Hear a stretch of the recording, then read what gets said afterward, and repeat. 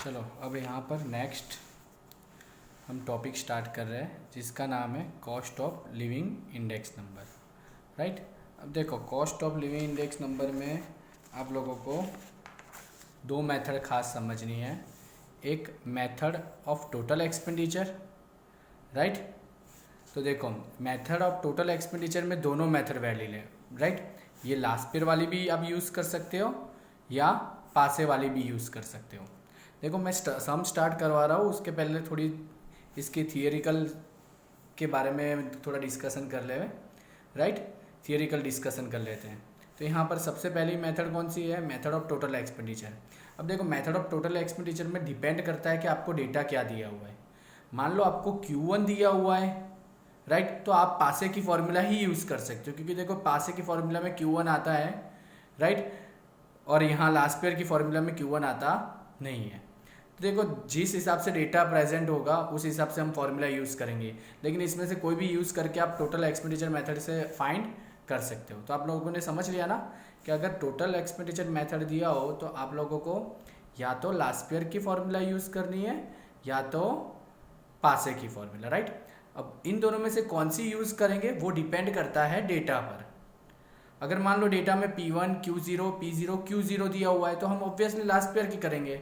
और मान लो डेटा में P1 Q1 P0 Q1, मतलब मान लो आपको Q0 दिया ही नहीं है तो Q0 तो हम कहाँ यूज़ करते हैं? लास्ट ईयर में। तो यहाँ पर Q0 है ही नहीं और उसकी जगह Q1 दिया हुआ है, तो उसकी जगह हम क्या करेंगे? पासे की यूज़ करेंगे, राइट। तो आई होप आपको समझ में आ गया होगा। और सेकेंड मेथड है मेथड ऑफ फैमिली बजट। अब देखो मेथड ऑफ फैमिली बजट की फॉर्मूला आपको बता दूं, वो IW वाली फॉर्मूला थी ना, sigma IW upon sigma W, clear. और ये जो सिग्मा IW आपको बता दूं, सिग्मा IW अगर मान लो कि आप इसको थोड़ा सा एक्सपांड करोगे तो I यानी पता है ना आपको P1 बाई P0 इंटू 100 और W यानी क्या होता है? P0 Q0। देखो मान लो आपको कभी वेट दिया ना हो, W दिया ना हो और फाइंड करना है तो P0 Q0 को मल्टीप्लाई करो, वो आपका क्या हो जाएगा? W हो जाएगा। तो आप उसको इधर क्या जैसे ही ब्रैकेट खोल दोगे ना तो ये बन जाएगा, देखो ये P0 कट, राइट। तो ये हो गया P1 Q0 divide by P0 Q0, right, यानी ये हो जाएगा लास्ट ईयर। तो आप देखो मेथड ऑफ फैमिली बजट में आप लोग जो फॉर्मूला यूज़ करने जा रहे हो ये है sigma IW upon sigma W, या फिर लास्ट ईयर की मेथड से भी ढूंढ लो तो मतलब वही होगा method of family budget method, right. तो आप इस तरह से भी कर सकते हो और इस तरह से भी कर सकते हो। मैं आपको बता देता हूँ कि एक्चुअली क्या है। देखो ध्यान से, जैसे कि फैमिली बजट मेथड की इंडेक्स नंबर की फाइंड करने की फॉर्मूला है sigma IW divide by sigma W। अब आपको पता है ना I की फॉर्मूला क्या है? Sigma I P1 by P0 into 100, और ये W की फॉर्मूला क्या है? P0 Q0।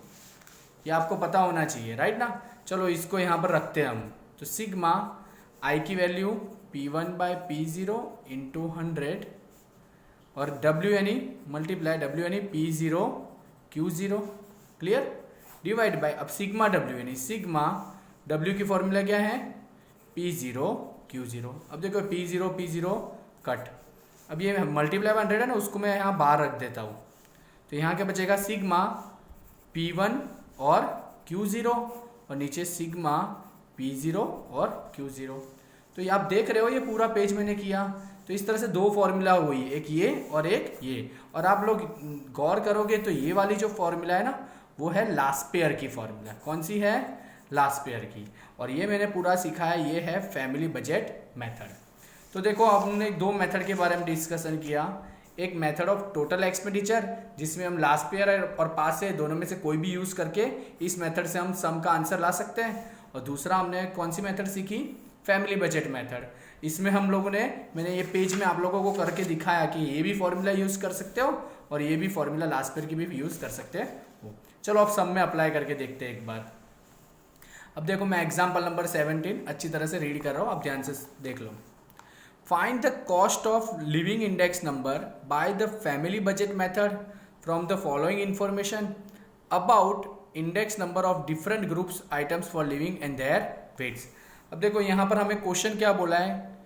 Cost of living index number find करना है। कौन सी मेथड से? Family budget method. तो याद करो फैमिली बजट मेथड में जो फॉर्मूला थी sigma I W divide by sigma W, क्योंकि यहाँ पर हमको इंडेक्स नंबर यानी आई भी दिया है और वेट यानी डब्ल्यू भी दिया है, तो हमें सिग्मा आई डब्ल्यू भी मिल जाएगा और सिग्मा डब्ल्यू भी मिल जाएगा और हम फाइंड कर देंगे, राइट। तो देख लो यहाँ पर ये रहा आंसर। सबसे पहले ग्रुप्स लिखा हुआ है, इंडेक्स नंबर, वेट, ये आपका क्वेश्चन था। इन्होंने आई डब्ल्यू फाइंड कर लिया क्योंकि आई भी रेडी है और डब्ल्यू भी रेडी है, तो दोनों का मल्टीप्लाई कर लिया ना और फिर आंसर आ गया और डब्ल्यू का भी टोटल कर दिया। क्लियर। और यहाँ पर index number sigma I W divide by sigma W is equal to ये आंसर आ गया। और आप इंटरप्रेट करना भूलना मत। देखो लिखा है it can be said that there is a rise of 145.12% in the total expenditure, क्योंकि हमारा जो आंसर आता है उसमें से 100 हम माइनस कर लेते तो उतना परसेंट राइज हुआ, राइट। तो ये था आपका एग्जाम्पल नंबर 17। अब हम जाते हैं आगे एग्जाम्पल नंबर 18 में। अब देखो एग्जाम्पल नंबर 18 में पहले क्वेश्चन रीड करते क्या बोला है।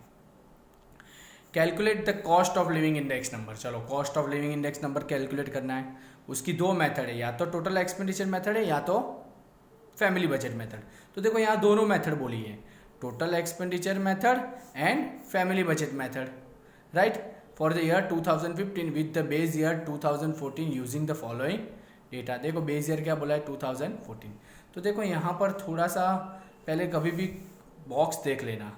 अब बॉक्स में है ना, आप लोगों को मैंने सिखाया है, बताया ना कि किस तरह से आप लोगों को यूनिट चेंज करना है। तो देखो सबसे पहले यहाँ क्विंटल दिया था। अब 1 क्विंटल यानी 100 kg होता है।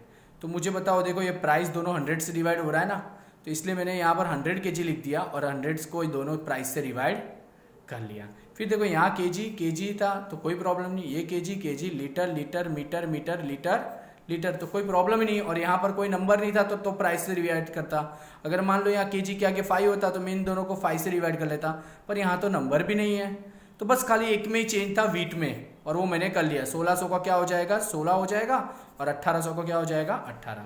तो ये आप लोगों का पहला जो क्वेश्चन में सबसे मेन बात ध्यान रखनी है ये है कि आपको यूनिट वाला अच्छी तरह से कर देना है यार। और यूनिट में कैसे करना है वो मैंने आपको वीडियो में आगे वाले जो सम थे एग्जाम्पल उसमें अच्छी तरह से सिखा दिया था। तो आई होप अगर आप लोग भूल गए तो वो वीडियो वापस से देख सकते हो, राइट। चलो तो अब हम सम की तरफ आते हैं। अब देखो पहला बोला है टोटल एक्सपेंडिचर मेथड।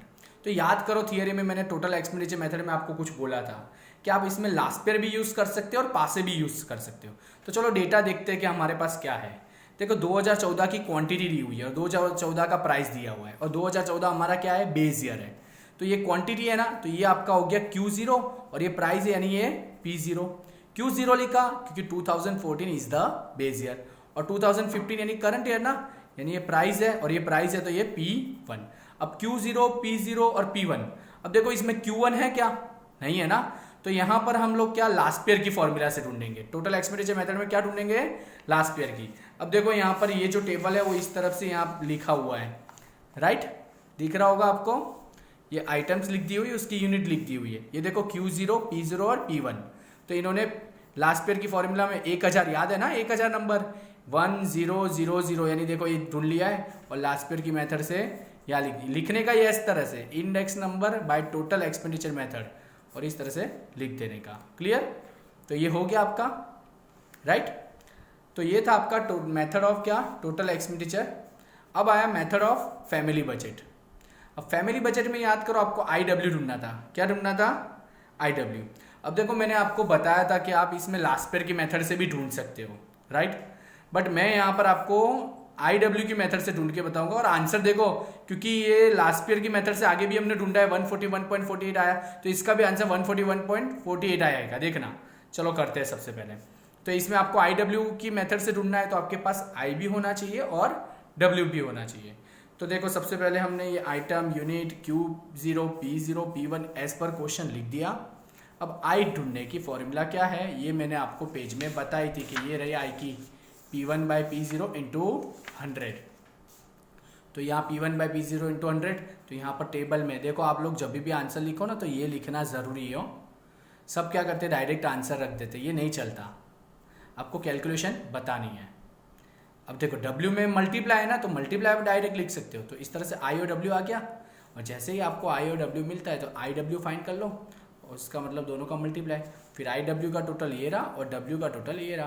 और इस तरह से आप यहाँ पर फॉर्मूला में रखोगे index number by family budget method sigma I W divide by sigma W, तो आपको आंसर मिल जाएगा। तो आई होप आप लोगों को अच्छे से समझ में आ रहा होगा ये दोनों सम 17 और 18। अब देखो सम नंबर 19 की तरफ जाते हैं। क्वेश्चन रीड कर रहा हूँ, ध्यान से सुन लेना।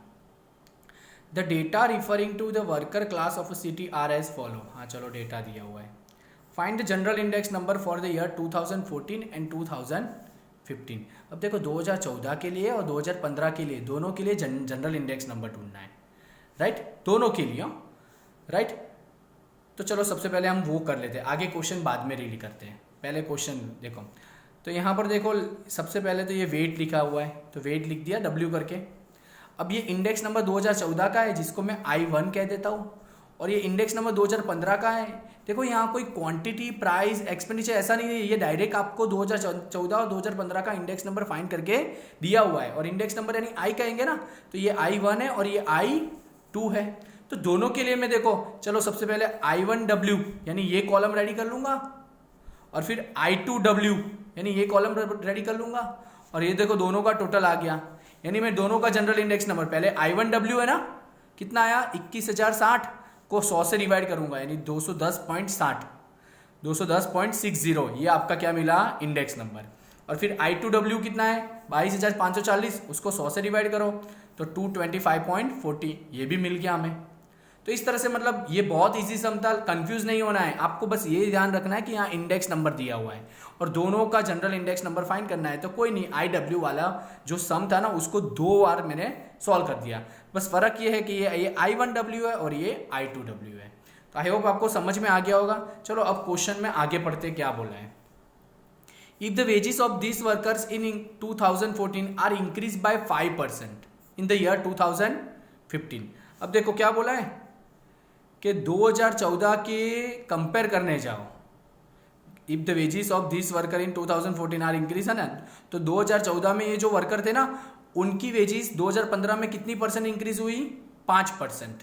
कितनी इंक्रीज हुई 5%। और एज पर सम, अब देखो सम में ध्यान से देखो, सम में पहले कितने थे 210.60 और इसमें 225.40, तो ये दोनों माइनस करो तो 14.8% इंक्रीज हुआ था, राइट। तो देखो एज पर क्वेश्चन हमारा क्या हो रहा है, एज पर आंसर हमारे पास क्या आंसर आया 14.8% इंक्रीज हुआ, क्योंकि 2014 का जनरल इंडेक्स नंबर 2010.60 था और 2015 का जनरल इंडेक्स नंबर 225.40 था। तो ऐसे कहने जाओ तो इन दोनों को माइनस किया मैंने तो कितना इंक्रीज हुआ 14.8, राइट। और इसमें ऐसा बोला है कि अगर वो 5% इंक्रीज होगा ना, राइट, तो वो क्या स्टैंडर्ड ऑफ लिविंग उनका सफिशिएंट होगा। तो आपको देना है कि ये सफिशिएंट है कि नहीं है। तो देखो there is a rise in the cost of living workers in the year 2015 than in the year 2014 with the respect to the base year. हाँ राइज हो रहा है। तो देखो यहाँ पर ध्यान से, तो अब परसेंटेज ईयर देखो, the percentage increase in the cost of living index number in the year 2015 is 14.8 divide by 210.6 into 100 करो, क्योंकि देखो इसका जनरल इंडेक्स नंबर कितना था 210.60। अब देखो यहाँ पर मैं आपको कैलकुलेशन बताता हूँ। 2014 का आंसर क्या है आपका 210.60 और 2015 में क्या है आंसर आपका 225.40, राइट। तो अब देखो ओवरऑल इंक्रीज कितना है, तो 225.40 में से 210.60 माइनस करो तो ओवरऑल इंक्रीज कितना हुआ 14.8%, 14.8%। तो अब चलो कंपेयर करते हैं। तो 2014 में कितना था देखो 210.60 पे 100%, तो 14.8 पे कितना, तो 14 अब क्रॉस मल्टीप्लाई होगा ना, 14.8 मल्टीप्लाई बाय 100 डिवाइड बाय 214.60 करो, राइट। तो आपका आंसर क्या आएगा देखो यहाँ पर देखो 7.03, यानी ये 5% से ज़्यादा है ना, ये 5% से ज़्यादा है। तो यहाँ पर हम लिखेंगे, देखो यहाँ पर लिखेंगे 7.03, राइट। तो as compare to the year 2015 hence the rise of 5% in the wages of the year 2014 is not sufficient to maintain the same standard of living of the work in the year 2015। तो देखो यहाँ हमारा 7.03% आया और इन्होंने क्या बोला है बताएं कि अगर मान लो कि 5% इंक्रीज हो रहा है तो क्या वो सफिशिएंट होगा? तो हम बोलेंगे भाई नहीं होगा, क्योंकि आपको 7.03 से ज्यादा लाना था आंसर। अगर 7.03 से ज्यादा होता यहाँ नंबर तो ये क्या आंसर यस आता। अभी हम नो बोल देंगे क्योंकि इन्होंने ऐसा लिखा है कि अगर 2014 में 5%, क्या 2015 में 5% ज्यादा बढ़ गए, सॉरी वर्कर की वेजेस 5% ज्यादा बढ़ गई, तो क्या वो लोग स्टैंडर्ड ऑफ लिविंग मेंटेन रखने में सक्सेस होंगे? तो नहीं होंगे। क्यों? क्योंकि हमारा आंसर 7.03% आना चाहिए था। अगर हाँ इससे ज्यादा आया होता नहीं यहाँ पर क्वेश्चन में तो यस लिखता। अभी मैं नो लिखूंगा क्योंकि ऑलरेडी हमारा आंसर क्या है 7.03 और यहाँ दिया क्या है 5%, तो ये लोग गलत है। देखो ये हमको ये पूरा आंसर क्या बोल रहा है कि अगर 7.03% से ज्यादा आया ना, राइट, ज्यादा है, प्राइस इंक्रीज हो रहा है, तो आप क्या वर्कर की स्टैंडर्ड ऑफ लिविंग को मेंटेन रख पाओगे। लेकिन इससे कम आया तो आप नहीं कर पाओगे। तो यहाँ पर 5% बोला है तो नहीं कर पाएंगे, तो नो आंसर दे देंगे, राइट। तो ये था एग्जाम्पल नंबर 19। देखो सम को इंटरप्रेट करना थोड़ा सा टफ है, पर इतना टफ नहीं है। जितना आप करते जाओगे उतना आप के लिए इतना ईजी बनता जाएगा, राइट। अब देखो आगे एग्जाम्पल नंबर 20। अब देखो सम तो ये क्वेश्चन कितना बड़ा है। The following data are obtain from the budget inquiry of middle class family. Middle class family का डेटा दिया हुआ है बजट का। State the changes in the cost of living index number in the current year 2015 with respect to the base year 2014। अब आपको हमको क्या लगाना है? चेंजेस बताना है, राइट। अब देखो ये percentage price relative of the group दिया है, राइट। ये परसेंटेज प्राइस दिया है, इसका मतलब ये आई हुआ। Percentage price relative of the group in the year 2015, ये क्या हुआ? आई हुआ। वेट यानी क्या हुआ? डब्ल्यू हुआ। तो देखो ये आई और डब्ल्यू दिया हुआ है, ये आई देखो लिख लिया और ये डब्ल्यू लिख लिया, तो आई डब्ल्यू फाइंड कर लो, राइट। तो आई डब्ल्यू फाइंड करोगे तो क्या आएगा? 134.5, यानी हमारा कितना राइज होगा? 34.5 राइज होगा। क्या होगा? 34.5। समझ में आ रहा है? चलो यहाँ आंसर। अब चलो अब आगे पढ़ते क्या लिखा है। देखो if the average monthly disposal income of a family is ₹30,000 during the year 2014। चलो मान लो कि 2014 में इनकम कितनी थी? 30,000। देखो ध्यान से, 2014 में यहाँ पर देखो 2014 में इनकम कितनी थी? 30,000। एवरेज डिस्पोजल इनकम कितनी थी? 30,000। अब आगे पढ़ते देखो। And there average monthly disposal income during the year 2015 is 35,000। और 2015 में देखो यहाँ मैं दूसरा साल लिख रहा हूँ, 2015 में इनकी एवरेज डिस्पोजेबल इनकम कितनी थी? 35,000। कितनी थी? 35,000। समझ रहे हो? यहाँ क्वेश्चन में लिखा हुआ है कि 2014 में एवरेज डिस्पोजल इनकम कितनी थी? 30,000 और 2015 में एवरेज डिस्पोजल इनकम कितनी थी? 35,000। तो अब आगे क्वेश्चन पढ़ो क्या लिखा है। Then according to family budget index number, what should be the rise in the average monthly disposable income of the family to maintain the standard of living of the same of the base year? तो मतलब ऐसा बोला है कि according to ये जो family budget index number है ना, तो 2015 में कितनी इनकम होनी चाहिए, तो यहाँ पर क्या मेंटेन रहेगा, राइट। अब देखो मैं आपको बता देता हूँ ध्यान से कि इसमें क्या करना है। कभी भी आपको ऐसा ढूंढना हो, राइट, तो आपको क्या लिखने का? पहले index number of current year लिख देने का। क्या लिख देने का? Index number of current year कितना है? 134.50 divide by index number of base year. अब index number of base year 100 लेने का हमेशा। क्या लेने का? 100 multiply by income of the base year. अब देखो income of the base year कितनी है? 30,000 है। तो इस तरह से करोगे तो आपको कितना आएगा? 40,350। अब डायरेक्ट इस तरह से भी कर सकते हो कि 30,000 पर 35,000 है ना, तो इस तरह से आप कर सकते हो कि ये मान लो कि इस तरह से आपने मान लो इस तरफ किया कि 100 पर हमारा 100 बेस ईयर के ना, तो इंडेक्स नंबर क्या आया था? 134.5। तो 30,000 पे कितना? तो आप क्रॉस मल्टीप्लाई करके डिवाइड बाय 100 करोगे तो 40,350 आएगा। कितना आएगा? 40,350। क्लियर? तो अब देखो इसमें क्या करना है आगे। तो अब हमारा आंसर ये आ गया। अब देखो एक्चुअल हमको 2015 में कितना दिया था? 35,000, लेकिन हमारा आया कितना? 40,350, राइट। है ना। तो हमें 35,000 की जगह कितना लिखना पड़ेगा तब जाके हमारा मेंटेन होगा, क्योंकि देखो एक बात फिक्स है कि अगर 40,350 या उससे ज्यादा आया ना तो ये लिविंग स्टैंडर्ड मेंटेन रहेगा, पर हमारा आ कितना रहा है 35,000, तो कितना इंप्रूव करने की जरूरत है, तो माइनस कर लो। तो देखो यहां लिखा हुआ है the required increase in the average monthly disposable income to maintain the standard living of family is 40,350 minus 35,000 यानी 5,350। तो इसका मतलब आप लोगों को अभी भी बता रहा हूं कि देखो सबसे पहले हमने इंडेक्स नंबर फाइंड किया 134.5। ये इंडेक्स नंबर हमें हेल्प करता है कि बताने के लिए कि अगर आपका इस साल पिछले साल से इतना इंक्रीज हुआ ना तो ही आप सफिशिएंट लेवल पे रहोगे, राइट। तो देखो ये हमको बता रहा है कि नेक्स्ट ईयर आपका जिस हिसाब से आपने बेस ईयर में 30,000 लिया ना तो करंट ईयर में कितना आना चाहिए था 40,350, लेकिन इधर तो कितना दिया था 35,000, तो हमें कितना इंप्रूव करवाना पड़ेगा 5,350, यानी 5,350 अगर इंक्रीज करेंगे एवरेज मंथली डिस्पोजेबल इनकम तो हमारी स्टैंडर्ड ऑफ लिविंग मेंटेन रहेगी। देखो इंटरप्रेट करना इतना इजी नहीं है, बट आप लोग उसको ध्यान से गौर से अपना दिमाग लगाओगे ना तो आप लोग अच्छी तरह से समझ पाओगे, राइट। इसमें खुद का दिमाग की ज़्यादा ज़रूरत है। तो यहाँ पर मैंने आज के दिन में 17, 18, 19 और 20 ये इलस्ट्रेशन करवाए। अब आप लोगों को अपने आप एग्जाम एक्सरसाइज 1.4 करके देनी है। Clear? Okay, bye, thank you.